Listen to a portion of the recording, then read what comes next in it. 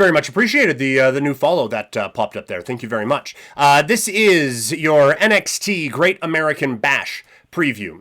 Went into NXT on Wednesday talking about my desire to see them actually add anything. And I will say, credit where credit is due, that entire show was focused on building up to this weekend. There wasn't it was the sole focus of this program to build up to Great American Bash and Evolution. So let's run it down. Javon Evans against Jasper Troy. I have said I am a very, very big fan of Javon Evans. This is not the time for him to win, I don't think. I think this kid is a future world champion, no doubt, but Jasper Troy, in trying to build him up as this big kind of powerful heel guy, I think we are running out of big losses that we can give him. He loses in the title match. He loses in the number one contenders bout. Now he's got to pick up a win here. And it is unfortunate because Javon Evans, I think Javon Evans could genuinely be the guy who takes the belt off of Oba Femi, sending Oba to the main roster and kind of starting his own era as a champion in NXT. But I think right now the project is Jasper Troy, and so that this is going to be one where he gets back into the win column, and they continue to build him up that way. Ethan Page against Ricky Saints for the North American Championship.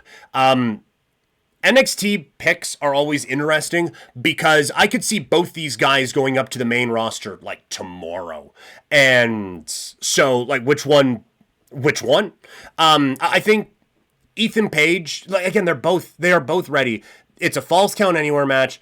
I feel like with all the damage that has been done to Ricky Saints, you almost have to get him the victory in this one to just so that it's not just a series of ass kickings and then the rivalry is over. And so I think Ricky Saints getting some of that momentum back, because it hasn't been a perfect start to his time in NXT, but allow that to kind of reset, allow him to feel like a big deal, and give him a championship win. And for Ethan Page, like I could see after that he moves up to the main roster.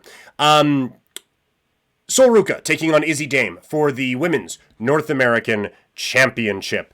I kind of wondered if this would be the time where we really see Zarya and Zarya and Sol Ruka start to split up a little bit. They teased it, then they didn't, then they teased it, then they did. I was wondering if this would be the time. I don't think it is going to be. I think what they could tell is something they did a little bit before with Fraser and Axiom, where one guy is going for singles gold, and the other one's like, hey, but we want the tag team titles, right? Like, we're a tag team. So, oh, yeah, of course. And then gets too beat up to really help out in tag team stuff. I think you could do that here, where Sol Ruka gets the win, but is too banged up to really help in the tag team title match coming up on Sunday, and you see more dissension in the ranks there. So I still think Sol Ruka retains, although, I mean, there's a lot of momentum behind the culling, so that this is not a stone cold lock, but I think Sol Ruka probably retains here. Also, I just have to say, just a quick aside, the culling's growing on me. And I know that's not a popular thing, this, like, Sean Spears being back and everything. I think it's become a little bit trendy to hate on this group.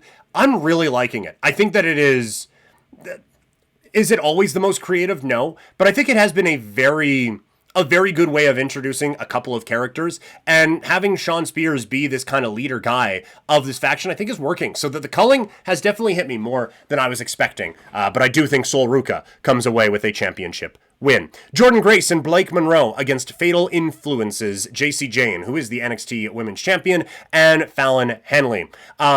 I think Jordan Grace gets her big moment at Evolution, so I think you put some doubt in for that match and have Fatal Influence get a win and build some momentum going into Sunday. And it's weird to say this, but add some legitimacy to your champion, who no one believes is the best on NXT right now. So have her pick up a real, genuine win, and then have her lose to Jordan Grace in the championship match. It is classic WWE 101, where the one who wins the first one doesn't get the second one, but I think that's probably how this is going to play out. And then Oba Femi taking on Yoshiki Inamura.